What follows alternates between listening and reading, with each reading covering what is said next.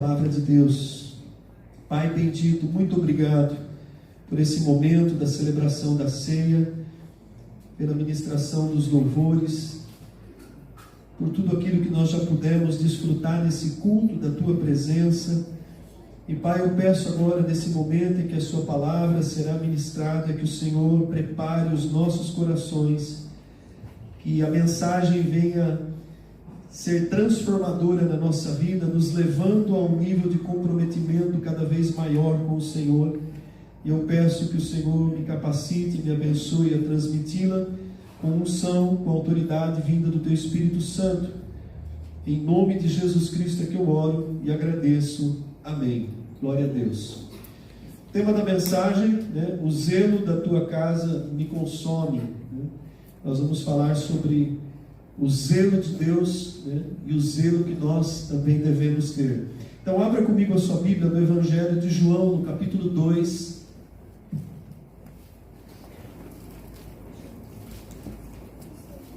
A Bíblia ou o celular, O celular tem que estar na Bíblia, Não me abra o celular com resultado, para ver o resultado do jogo, ele vai queimar.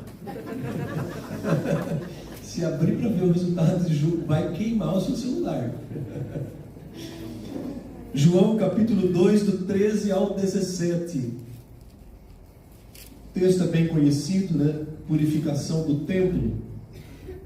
Diz assim a palavra do nosso Deus: Estando próxima a Páscoa dos judeus, subiu Jesus para Jerusalém e encontrou no templo os que vendiam bois, ovelhas e pombas e também os cambistas assentados.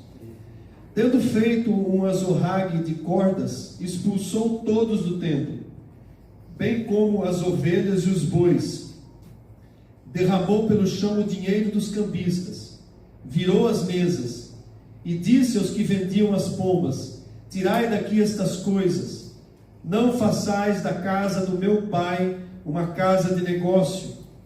E lembraram-se os seus discípulos do que está escrito: o zelo da tua casa me consumirá. Amém? Até aqui por enquanto, Jesus estava no início do seu ministério, amados, Se você ver aí o capítulo 2, começa com as bodas de Caná na Galileia, onde Jesus operou o seu primeiro milagre de forma pública, que foi a transformação da água em vinho.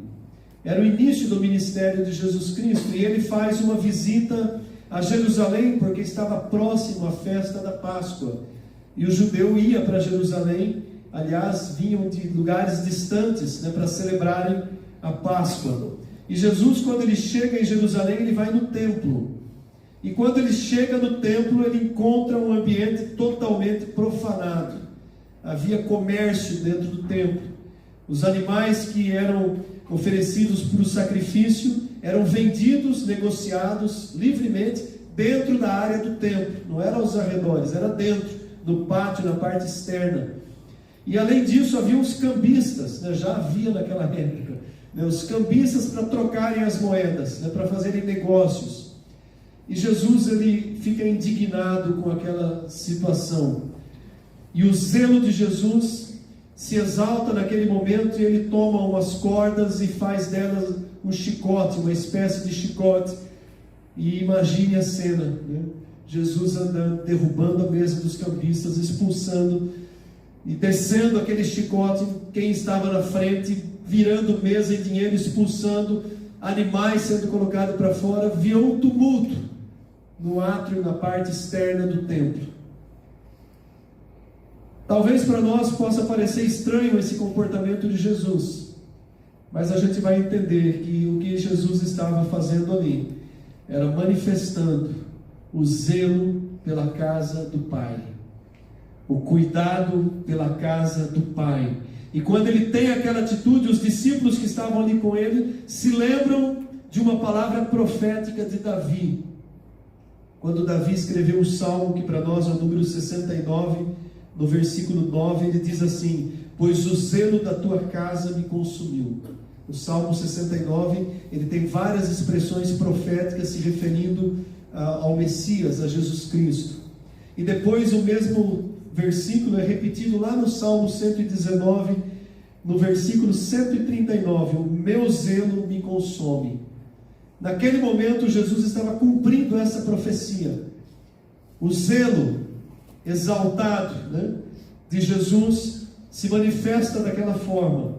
O que é zelo? Zelo, se você olhar no dicionário, vai aparecer um cuidado, uma dedicação a alguém ou algo. Um cuidado, uma dedicação, uma forte disposição, uma diligência, um empenho de fazer alguma coisa. Quando a gente diz, olha, eu zelo por tal coisa, eu me dedico àquilo, eu tenho empenho em fazer aquilo. Então, na Bíblia, a palavra zelo, ela tem um sentido ainda mais profundo do que esse. Zelo é uma das virtudes de Deus. Abra comigo em Êxodo capítulo 20, versículo 5, só para a gente compreender com mais profundidade o que é o zelo de Deus.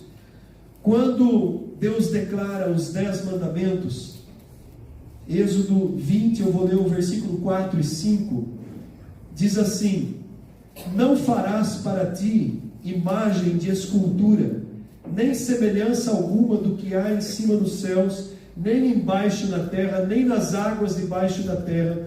Não as adorarás e nem lhes darás culto, porque eu sou o Senhor teu Deus, Deus zeloso. Deus zeloso. Uma das virtudes de Deus é o zelo. E interessante que Deus declara que Ele era um Deus zeloso justamente aqui, nos 10 mandamentos, na declaração desse que é o segundo mandamento. O primeiro é: não terás outros deuses diante de mim. Em seguida vem o versículo 4 e 5 que expressa essa obrigatoriedade de não prestar culto, não se dobrar, não se curvar diante de nenhum tipo de imagem. Eu me lembro bem que eu conhecia de cor e salteado os 10 mandamentos que eu aprendi no catolicismo romano, na catequese, e quando eu comecei a ler a Bíblia Católica pela primeira vez, eu cheguei aqui, eu não me conformava porque era diferente do que eu tinha aprendido na catequese. Eu fui lá com o cônigo, e eu falei: não, me explica isso, Não é à toa que os crentes pegam no nosso pé. Eu já tinha crente na minha família, minha irmã já era convertida, Eliana, mas ela não pegava no meu pé não, mas eu ouvia de outros. Não é à toa que a gente, olha aqui, está falando que não é para ter nenhuma imagem, nenhuma escultura e nada, não prestar culto, não adorar, não se prostrar. E eu questionei e não tive uma explicação que me correspondesse, e aí aquilo foi o primeiro impacto para a minha conversão. E por que Deus diz aqui que Ele é um Deus zeloso? Porque Ele não divide a sua glória com ninguém. É o único Deus, E Ele não permite que seja prestado nenhum tipo de culto, adoração ou prostração diante de nenhuma representação, nem dele próprio. Então isso é muito sério. E Ele diz: eu sou zeloso. Quando Ele diz eu sou zeloso, Deus está dizendo: eu vou levar isso aqui muito a sério. O nosso Deus é um Deus zeloso. Aliás, também em Êxodo 34, versículo 14, se você virar mais um pouco as páginas da sua Bíblia,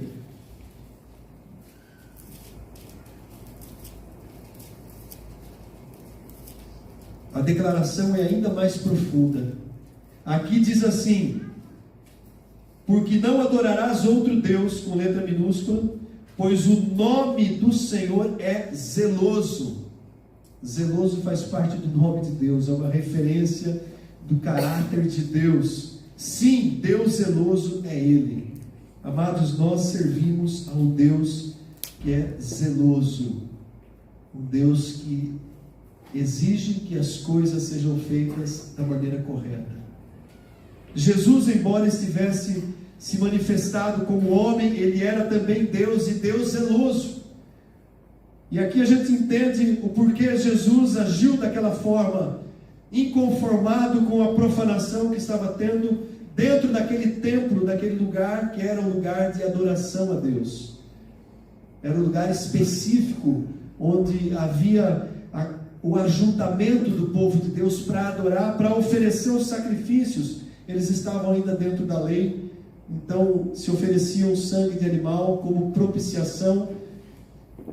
Se eu tivesse um pecado grande, um pecado que eu precisava confessar ao sacerdote, eu levava um animal, eu comprava, pagava o preço de um animal, por isso tinha o comércio.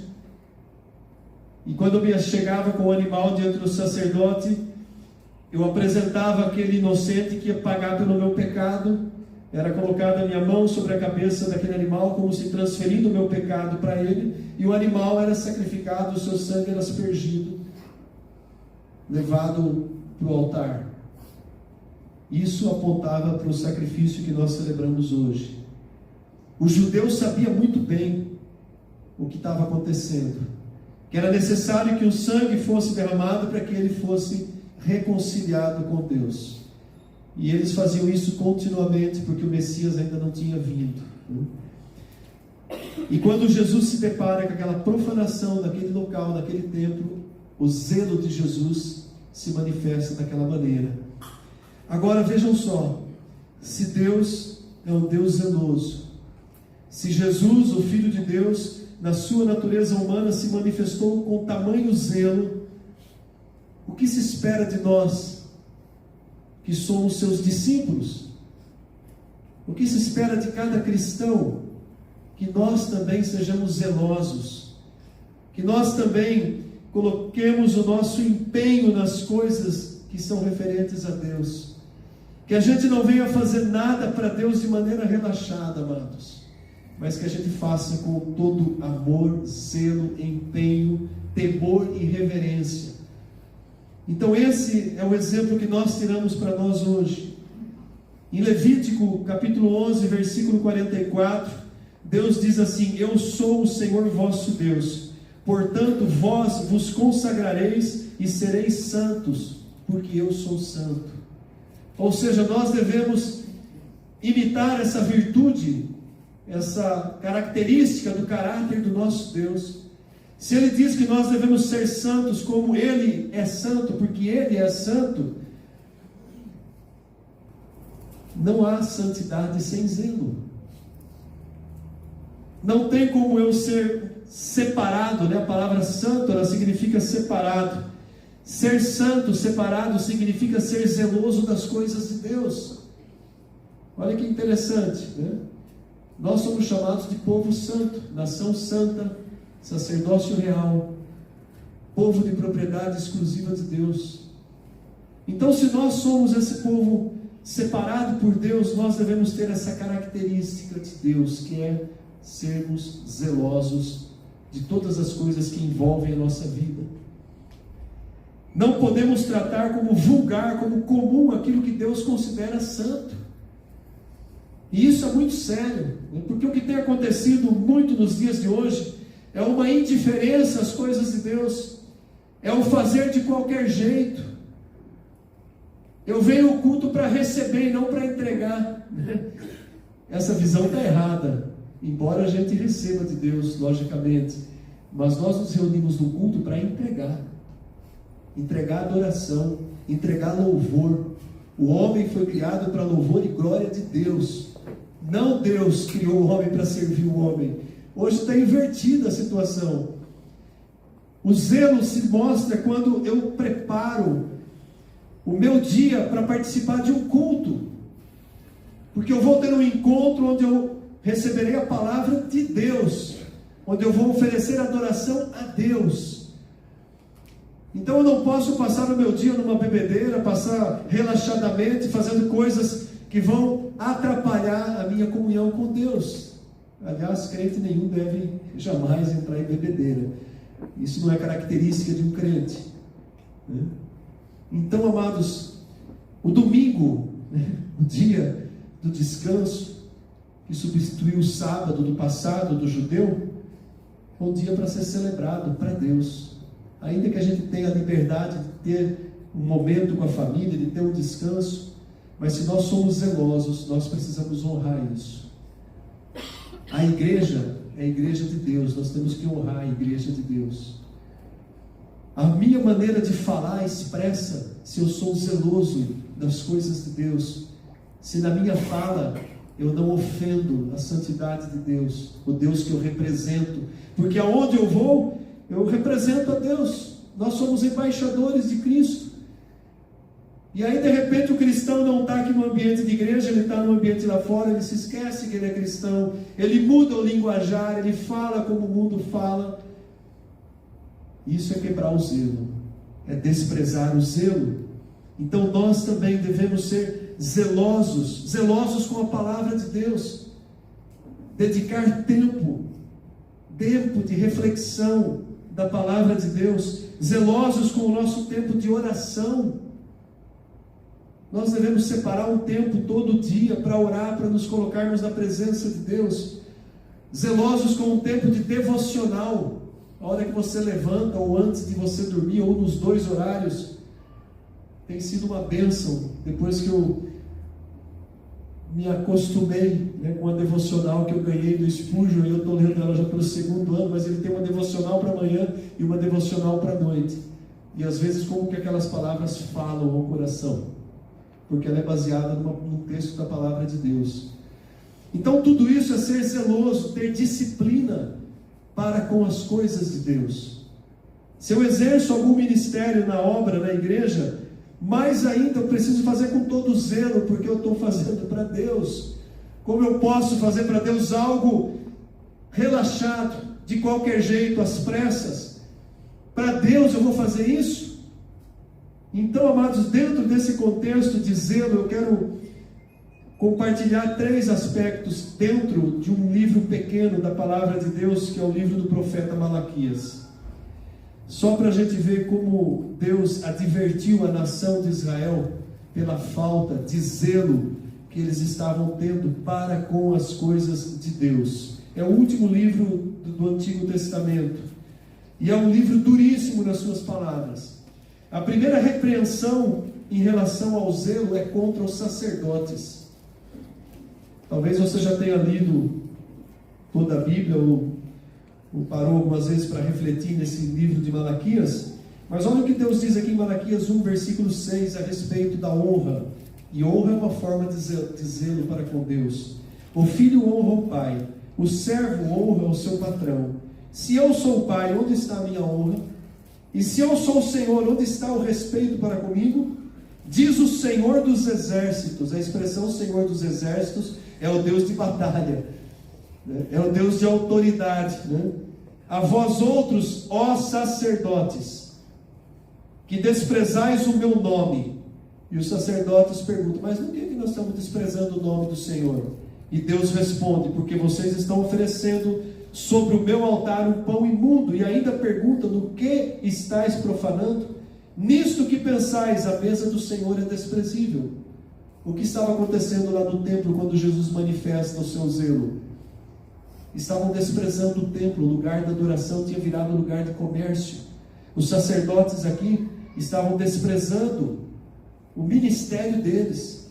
Eram eles que conduziam o povo e que ensinavam a palavra, a lei para o povo.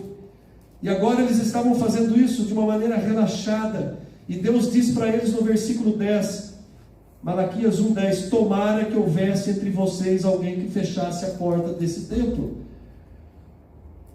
Eu não tenho prazer em vós, diz o Senhor dos exércitos, nem aceitarei a oferta da vossa mão, porque os sacerdotes estavam relaxando no seu ministério. Olha o versículo 13: vocês dizem assim: que canseira, e me desprezais, diz o Senhor dos exércitos. Vós ofereceis o animal dilacerado, o coxo, o enfermo. É essa a vossa oferta? Aceitaria isso eu da vossa mão? Oferece isso para o governador, oferece isso para o rei, se ele vai aceitar. O que vai acontecer se oferecer para o rei um animal defeituoso? E aí o capítulo 2 narra uma palavra de juízo de Deus contra os sacerdotes, porque eles estavam agindo relaxadamente. Mas nós estamos na nova aliança, isso aí não serve para mim hoje. Na nova aliança nós somos chamados, em Apocalipse 1, versículo 6, de reino e sacerdotes. O Senhor Jesus Cristo colocou todos nós no nível de sacerdotes.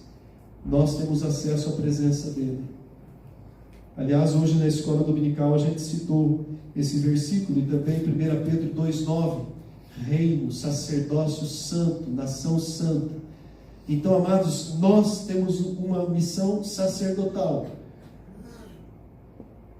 Talvez o pastor, o líder, o presbítero tenha uma responsabilidade maior, mas um pai de família é sacerdote dentro do lar. E qual tem sido o zelo de você, homem casado, marido, com filhos, em relação ao seu sacerdócio do lar? Ou você, esposa, que também exerce o ministério sacerdotal junto com o teu marido? Ou você, filho, como você tem se comportado como um sacerdote, como um filho de Deus? Todo filho de Deus é um sacerdote. E nós oferecemos a Deus louvor, adoração, quando nós estamos no culto, quando nós oramos na nossa casa. Então essa foi a primeira advertência de Deus contra os sacerdotes. A segunda advertência, que também está no capítulo 2, Deus faz uma advertência em relação ao zelo na fidelidade conjugal. A situação estava tão relaxada lá em Israel, que eles estavam praticando adultério à torto e à direito, sem arrependimento, sem achar que Deus levaria isso em conta. E aí no capítulo 2, a partir do versículo, eu vou ler do versículo 13 ao 16, ele diz assim: ainda fazeis isto, cobris o altar do Senhor de lágrimas, de choro e gemidos. Ou seja, estavam agindo com hipocrisia. Eles iam para o culto, choravam na frente do altar, e de sorte que Deus já não olha para a oferta, nem aceita com prazer da vossa mão. E vocês perguntam, por quê? E aí Deus responde, porque ele não aceitava a oferta agora do povo, né? Ele sai dos sacerdotes, ele começa a falar com o povo de um modo geral. Porque o Senhor foi testemunha da aliança entre ti e a tua mulher, a mulher da tua mocidade, com a qual tu fosse desleal, sendo ela tua companheira e mulher da tua aliança. Não fez o Senhor um mesmo, que havendo nele um pouco de espírito? E por que somente um? Ele buscava a descendência que prometera. Portanto, cuidai de vós mesmos, e ninguém seja infiel para com a mulher da sua mocidade. Naquela época tinha se tornado pecado comum. E Deus repreende a atitude da infidelidade conjugal. Aqui cita do homem para a mulher, mas também da mulher para com o homem. Os dois são uma só carne. Falta de zelo no relacionamento da família. E recebe uma sentença de juízo de Deus. Aí a terceira parte, a terceira advertência, essa é mais conhecida, que está no capítulo 3, era a falta de zelo para com a obra de Deus. A nação toda deixou de ser zelosa, e o texto usa uma palavra pesada, ele diz, roubava a Deus não cumprindo a ordem de manter a obra. E ele diz aqui, no versículo 8, capítulo 3, versículo 8, roubará o homem a Deus? Todavia vós me roubais e dizeis, no que te roubamos? A resposta é, nos dízimos e nas ofertas. Com maldição sois amaldiçoados, porque a mim me roubais, vós a nação toda. Aí o texto conhecido que às vezes é usado, na consagração dos dízimos, trazei todos os dízimos à casa do tesouro, para que haja mantimento na minha casa, e provai-me nisso, diz o Senhor dos exércitos, se eu não vos abrir as janelas do céu, e não derramar sobre vós bênção sem medidas. Por vossa causa eu repreenderei o devorador, para que não vos consuma o fruto da terra, e a vossa vida no campo não será estéril, diz o Senhor dos exércitos.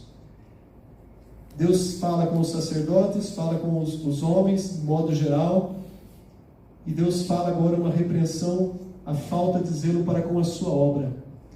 Eles não estavam mais entregando os dízimos e ofertas para manter o ministério levítico do passado, Somente os levitas tinham essa incumbência, e eles eram mantidos pelas ofertas que vinham das outras tribos de Israel. E, lógico, o sacerdote relaxou, o povo relaxou, logicamente a obra do Senhor ia ficar sem recursos. Uma das primeiras características de quando nós começamos, nós cristãos, não estou falando lá fora para o ímpio, Mas uma das primeiras características do cristão que começa a perder o zelo, ele deixa de ser dizimista. Ele já não se importa mais, ele vai arrumar 1001 desculpas e justificativas para não trazer o seu dízimo, a sua oferta, que é algo santo. É onde Deus prova se o nosso coração está com Ele ou se está nesse mundo. A única comparação que Deus faz e chama de um outro Deus no Novo Testamento é quando Jesus fala que não é possível servir a dois senhores, a Deus e a Mamon, o Deus da riqueza. Se o nosso apego tiver nas coisas desse mundo, nós já deixamos de ser zelosos para com Deus faz muito tempo. Essa é uma das características que a gente deve se autoavaliar. Se eu tenho recursos, se eu tenho renda, se eu estou bem empregado, se eu estou sendo abençoado por Deus, por que eu não posso abençoar a obra do Senhor? Eu não estou defendendo em causa própria, amados, né? Mas eu estou passando uma instrução relacionada ao zelo. Tudo envolve. Eu não posso ser zeloso numa área e relaxado em outra. Não funciona. O nosso Deus é Deus zeloso em todas as áreas. E Ele nos chama para sermos também zelosos, né? Tirando esses três aspectos aí no livro de Malaquias, ele termina dizendo a diferença entre o justo e o perverso, a partir do versículo 13. Havia também alguns justos naquele meio, e esses justos eram para Deus como um memorial, era o que trazia algo de bom para Deus. Ele termina dizendo isso: havia um memorial escrito diante dele para os que temem o Senhor, para os que lembram do seu nome, para os que são zelosos para com Deus. Há um memorial. É como se o nosso nome jamais fosse esquecido, porque nós somos zelosos para com Deus. Então, voltando para o nosso texto base, Jesus purificou o templo e expressou ali o seu zelo de uma maneira tremenda. Aliás, Jesus purificou o templo 2 vezes, né? Vou abrir um parêntese aqui. A primeira vez no começo do seu ministério, que é esse texto narrado por João, e uma segunda vez Jesus purifica o templo perto de ele ir para a cruz. Naquela semana em que depois ele é preso, que ele celebra a Páscoa, vai para Getsemane, é preso. Semana anterior ele vai no templo, ele encontra a mesma situação no templo. E ele faz o mesmo esparrama no templo, né? Perto da cruz, né? E interessante a gente fazer essa comparação, né? Jesus purificou o templo na sua primeira vinda, e ele tornará a purificar o templo na segunda vinda, próximo da sua segunda vinda. O que isso remete para nós hoje, né? Jesus está próximo da sua segunda vinda. E nós somos hoje a igreja. A igreja pode ser colocada como o que Israel deveria ter sido no passado, hoje somos nós, a igreja. No final do seu ministério na terra, Jesus vai e purifica o templo a segunda vez. Na proximidade da sua segunda vinda, a igreja vai entrar num processo de purificação. E já começou esse processo, amados. E esse processo de purificação da igreja, ele vem através daquilo que Pedro diz lá em 1 Pedro capítulo 4, 17, porque a ocasião de começar o juízo é pela casa de Deus, já é chegada. Ora, se primeiro vem por nós, qual será o fim então daqueles que não obedecem a Deus, que não seguem o seu evangelho? No final dos tempos, Jesus, antes da sua vinda, vai começar um mover da parte de Deus para a purificação da igreja, para preparar a igreja para essa segunda vinda de Cristo, para preparar aqueles que vão subir no arrebatamento e não vão ficar durante os 7 anos de grande tribulação sob o domínio do anticristo. E já começou esse tempo, a igreja já começou a ser espremida, né? O chicote de Jesus já começou a estralar contra a igreja. Para quê? Para levar o povo de Deus a um comprometimento maior. Então a igreja começa a ser perseguida, nós começamos a sofrer preconceito aonde nós vamos. Se você se identifica como um cristão autêntico, um evangélico no seu trabalho, as pessoas já vão te olhar assim, né? Em vários ambientes de trabalho você não tem liberdade para pregar, para falar o evangelho, nem na sua hora de almoço. Nas escolas já é proibido falar sobre o Evangelho. As escolas, a maioria delas, as que não têm uma base cristã, algumas têm, né? Mas a maioria é proibido qualquer ensino religioso, principalmente se for um ensino cristão. Mas é permitido ensinar sobre Halloween, sobre os maus costumes que vêm, sobre festa de carnaval que é celebrada nas escolas, com as crianças desde pequenininho, ensinando a colocar fantasias, a ter uma segunda personalidade, e a gente acha que tudo isso não vai influenciar, e a criança vai crescendo com a cabeça toda longe dos princípios da palavra de Deus. Abre os olhos, você que é pai de criança e de adolescente também, porque esse tempo já começou, esse processo de purificação da igreja já começou e vai ficar mais apertado ainda, amados. A igreja tem que estar preparada, né? O juízo, a purificação começa pela casa, é primeiro em nós, né? Por isso que nós devemos ser cada vez mais zelosos das coisas de Deus. No passado era o templo, um prédio, um lugar onde eles se reuniam. Quem é o templo hoje? O que a palavra de Deus diz a respeito de nós? Todo aquele que recebeu, que creu em Jesus Cristo, recebeu como Senhor e Salvador, passou a ser a habitação do Espírito Santo. Nós somos o templo. Nós precisamos ser zelosos conosco mesmo. Tudo o que nós falamos, o que nós fazemos reflete. Então nós somos esse templo. Paulo diz lá em 1 Coríntios 6,19: acaso não sabeis que o vosso corpo é santuário do Espírito Santo, que está em vós e habita em vós, o qual tendes da parte de Deus, e que vocês não pertencem mais a vocês mesmos? Nós não pertencemos mais a nós mesmos, né? As feministas que fiquem horrorizadas, né? Meu corpo, minhas regras. Mulher cristã não pode ser feminista. Você não pertence a você mesma, você pertence ao Senhor Deus zeloso.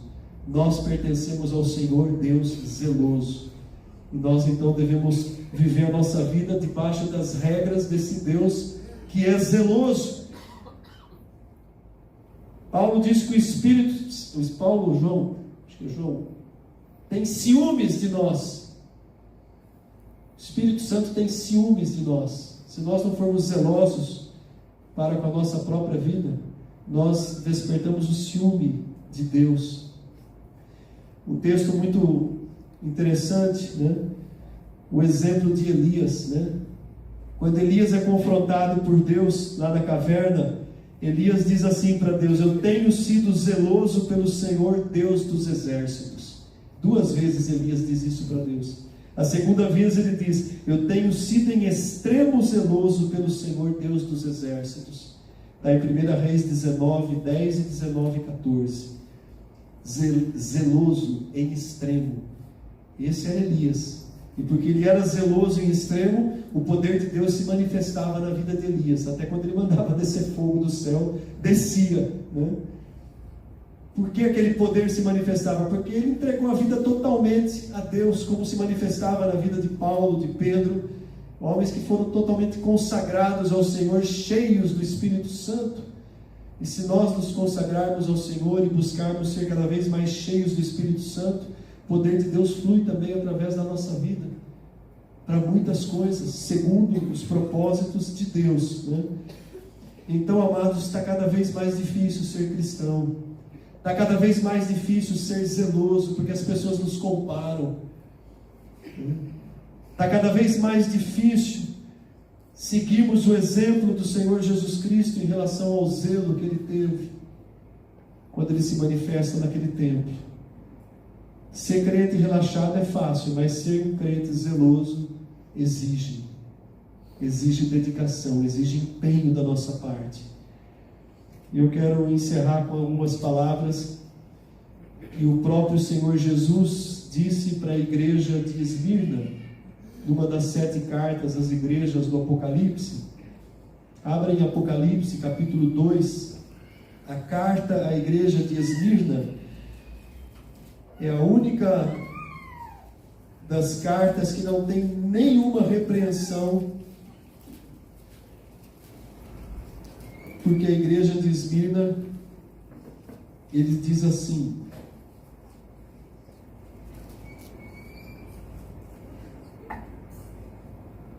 A igreja de Esmirna era uma igreja perseguida naquela época. Ao anjo da igreja de Esmirna escreve estas coisas, diz o primeiro e o último, que esteve morto e tornou a viver, uma referência a Cristo. Conheço a tua tribulação. Deus conhece a tua tribulação. Deus conhece a nossa tribulação. A tua pobreza. Pobreza aqui não está falando de pobreza material, mas está falando da dificuldade de sobreviver no meio daquele meio cheio de opressão. E a blasfêmia, a ofensa dos que a si mesmos se declaram judeus e não são, sendo antes sinagoga de Satanás. Havia uma perseguição cruel dos judeus para com os cristãos da igreja de Esmirna. Mas olha o que Deus diz para eles: não temas as coisas que tem que sofrer. E Ele diz isso para nós hoje como igreja. Não temas, igreja, as coisas que você tem que sofrer. Vai se levantar oposição, vai se levantar perseguição, mas Ele diz no final do versículo 10, seja fiel até a morte e você receberá a coroa da vida. E esse é o chamado de Deus para a igreja. Não temer aquilo que nós vamos ter que enfrentar. Não ter medo do que a gente tem que sofrer. Porque como Pedro diz, se nós temos que sofrer, que soframos como cristãos. Que a gente venha sofrer como aqueles que servem a Cristo, né? Então, amados, é isso, né? Ser zeloso envolve tudo isso. Nos tornarmos uma igreja zelosa significa que nós vamos passar também por provações, mas que acima de tudo o nosso Deus está conosco, nos defende e nos dará a coroa da vida.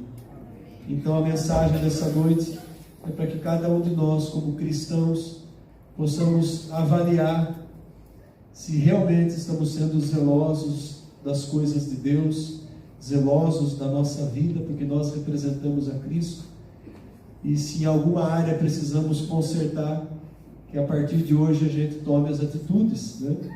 Não adianta só ouvir a palavra de Deus, eu tenho que praticá-la, né? Se eu identificar na minha vida áreas que eu não estou sendo zeloso, eu preciso corrigir, principalmente agora porque a palavra abriu os meus olhos, né? Para a importância de ser zeloso, porque o nosso Deus é Deus zeloso. Zeloso é o seu nome. Amém? Que a gente guarde essa palavra no nosso coração. Eu vou convidar o Ministério de Música à frente. Nós vamos adorar o Senhor com uma canção. Nós precisamos reconhecer a grandeza do nosso Deus. Ele é Deus único, que não divide a sua glória, nem a sua honra. Ele é o Deus supremo, soberano, Senhor. Ele é zeloso. É a esse Deus que nós servimos. Nós servimos a um Deus zeloso. Vamos nos colocar em pé. Eu quero convidar a igreja para um momento de oração.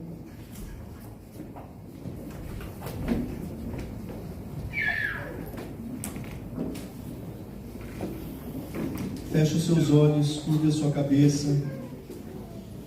Dentro da palavra que você ouviu nessa noite, da palavra que o Senhor compartilhou conosco, que a gente possa reconhecer a nossa falta de zelo, pedir perdão, que a gente possa clamar ao Espírito Santo para nos ensinar a ser zelosos, a sermos zelosos. Senhor Deus, quão grande Tu és, quão maravilhoso e zeloso é o Senhor. Perdoa-nos das vezes em que nós não fomos zelosos. Perdoa a nossa indiferença, a nossa negligência, e perdoa até mesmo se alguma vez fomos relaxados para com as Tuas coisas, para com a obra do Senhor, para com a família, para com o nosso próprio corpo.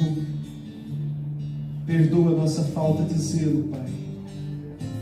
Mas nos instrui, como a Tua palavra nos instruiu hoje, e constrange o nosso coração em obediência à Tua palavra, para que a partir de hoje a consciência de que precisamos ser zelosos todos os dias e cada vez mais seja constante na nossa vida. Em cada palavra que sair da nossa boca, em cada pensamento, em cada atitude, em cada gesto, no nosso trabalho, no nosso comportamento, que nós sejamos zelosos. Zelosos para com o Senhor, no tempo de oração, no tempo de congregar junto, zelosos para com o Senhor em todas as áreas que envolvem a tua igreja, zelosos no nosso relacionamento, no nosso casamento, honrando com fidelidade. Ajuda-nos, ó Senhor. Dá-nos um coração obediente, zeloso ao Senhor. Que possamos começar hoje esse propósito, ou renovar esse propósito na nossa vida, para que o Senhor possa olhar para nós e se alegrar com a nossa atitude, com o nosso comportamento. Que nós possamos dizer como Elias disse: tenho sido zeloso pelo Senhor. Que nós possamos nos colocar debaixo da Tua Palavra, quando várias vezes a Tua Palavra diz: o zelo do Senhor fará isto. Pai, há muitas coisas que nós temos orado ao Senhor, há milagres que nós temos pedido ao Senhor, há curas que dependem somente do Senhor, e eu quero pela fé profetizar essa Tua Palavra que diz: o zelo do Senhor fará isto. Receba na tua vida e diga para você mesmo: o zelo do Senhor fará isso em minha vida. Pai, nós cremos na Tua Palavra, nós a recebemos pela fé, e que cada vez mais nós sejamos zelosos como o Senhor é zeloso. Assim eu oro e te agradeço, em nome do Teu Filho, nosso Salvador Jesus Cristo. Amém. Vamos adorar.